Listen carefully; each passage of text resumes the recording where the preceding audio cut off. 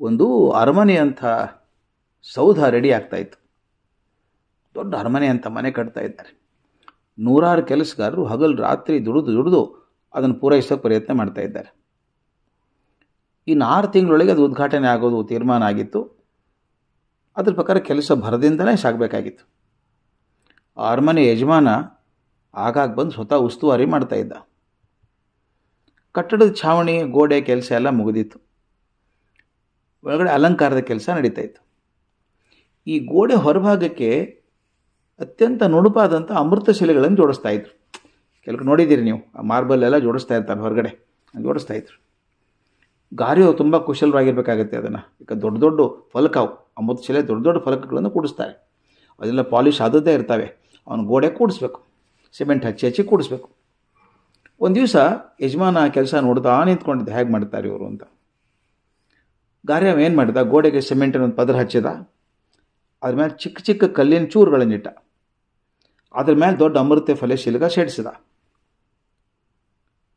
ಯಜಮಾನ ನೋಡ್ತಾ ಇದ್ದ, ಏನಯ್ಯ ಅಷ್ಟು ಸುಂದರವಾದ ಅಮೃತ ಶಿಲೆಯನ್ನು ಜೋಡಿಸ್ತಾ ಇದೆಯಾ, ಈ ಚಿಕ್ಕ ಚಿಕ್ಕ ಕಲ್ಲು ಯಾಕೆ ಕೂಡಿಸ್ತಾ ಇವನ್ನ?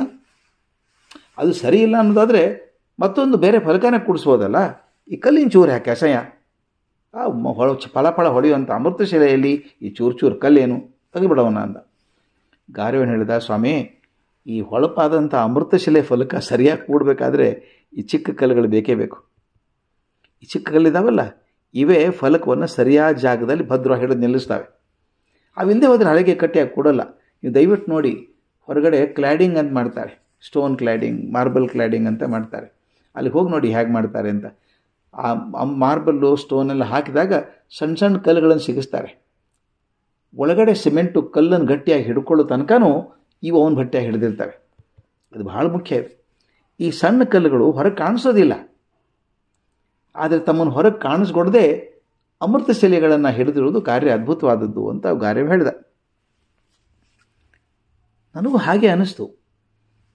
ಸಮಾಜದಲ್ಲಿ ಎದ್ದು ಕಾಣುವಂಥ, ಎಲ್ಲರಿಗೂ ಮೆಚ್ಚುಗೆ ಪಡ್ಕೊಳ್ಳುವಂಥ ದೊಡ್ಡ ದೊಡ್ಡ ಜನರ ಹಿಂದೆ ಯಾರೂ ಇರಬೇಕಲ್ಲ. ಜನರು ಎದ್ದು ಕಾಣುವಂಥ ಜನ ಎಲ್ಲ ಅಮೃತ ಫಲಕ ಇದ್ದ ಹಾಗೆ. ಅವ್ರನ್ನೆಲ್ಲ ಕೂಡಿಸಿದವ್ರು ಯಾರು? ಅವ್ರ ಹಿಂದೆ ಯಾರಿಗೂ ಕಾಣಿಸ್ದೇ ಇರುವಂಥ, ತಮ್ಮ ಅಸ್ತಿತ್ವವನ್ನೇ ಹೊರಗೆ ತೋರಿಸ್ದಂಥ ಅನೇಕ ಸಣ್ಣ ಸಣ್ಣ ವ್ಯಕ್ತಿಗಳ ಕಾಣಿಕೆ ಇದೆ. ಒಬ್ಬ ಮನುಷ್ಯ ದೊಡ್ಡ ಅನಿಸ್ಕೊಳ್ಳೋ ಮೊದಲು ಅವನನ್ನು ಗುರುತಿಸಿದಂಥ, ಪ್ರೋತ್ಸಾಹಿಸಿದಂಥ, ಸಹಾಯ ಮಾಡಿದಂಥ, ಸೋತಾಗ ಸಹಾನುಭೂತಿ ತೋರಿಸಿದಂಥ, ಸೋತಾಗ ಕೈ ಹಿಡಿದು ಎತ್ತಿದಂಥ, ಗೆದ್ದಾಗ ಮರೆಯಲ್ಲಿ ನಿಂತು ಹೆಮ್ಮೆಯಿಂದ ಕಂಡಂಥ ನೂರಾರು ಜನ ಇದ್ದಾರಲ್ಲ ಜೀವನದಲ್ಲಿ. ಅವರೆಲ್ಲ ಈ ಪುಟ್ಟ ಪುಟ್ಟ ಚೀಪುಗಲ್ಲುಗಳಿದ್ದ ಹಾಗೆ. ಆ ಚಿಪ್ಪುಗಲ್ಲುಗಳಿಂದಾನೇ ಈ ದೊಡ್ಡ ಅಮೃತ ಶಿಲೆ ನಿಂತಿದೆ ಅಂತ ದಯವಿಟ್ಟು ಗಮನಿಸಬೇಕು. ನೀವು ರಾಮೇಶ್ವರಂಗೆ ಹೋದರೆ ಪಾಂಬನ್ ಬ್ರಿಡ್ಜ್ ಅಂತ ಬರುತ್ತೆ. ದೊಡ್ಡ ಬ್ರಿಡ್ಜ್ ಅದು, ಸಮುದ್ರದಲ್ಲಿ ಕಟ್ಟಿದಂಥ ಬ್ರಿಡ್ಜ್. ಏನು ಚೆನ್ನಾಗಿದೆ ಬ್ರಿಡ್ಜು ಅಂತೀವಿ. ಅದರ ಮೇಲೆ ರೈಲ್ ಹೋಗ್ತಿರ್ಬೇಕಾದ್ರೆ ಎದೆ ಜಡಜಡ ಅನ್ನತ್ತೆ. ನೀರು ಬಿಟ್ಟರೆ ಇನ್ನೇನೂ ಕಾಣಿಸಲ್ಲ ಎರಡು ಕಡೆಗೆ ನಿಮಗೆ. ಅಂತಹ ಸಾಗರದ ಮಧ್ಯೆ ಒಂದು ಬ್ರಿಡ್ಜ್ ಕಟ್ಟಿದ್ದಾರಲ್ಲ, ಎಷ್ಟು ಚೆನ್ನಾಗಿದೆ ಅಂತ ಜನ ಹೊಗಳ್ತಾರೆ.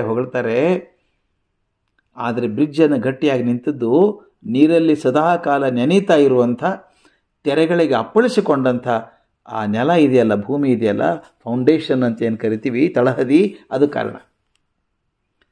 ಮೇಲಿನ ಬ್ರಿಡ್ಜ್ ಕಾಣಿಸುತ್ತೆ, ತಲೆಗಿನ ತಳಹದಿ ಕಾಣಿಸೋಲ್ಲ ನಮಗೆ. ಹಾಗೆ ನಾವೇನಾದರೂ ಸಾಧನೆ ಮಾಡಿ ಮೇಲಕ್ಕೆ ಹೋದಾಗ ಆ ಸಾಧನೆಗೆ ಕಾರಣರಾದಂಥ ಜನ ಇದ್ದಾರಲ್ಲ, ಅವ್ರನ್ನ ಎಂದೂ ಮರಿಬಾರ್ದು. ಅವರ ಕಾಣಿಕೆ ಸಮಾಜಕ್ಕೆ ಬಹಳ ಮುಖ್ಯ ಆಗಿರುತ್ತೆ.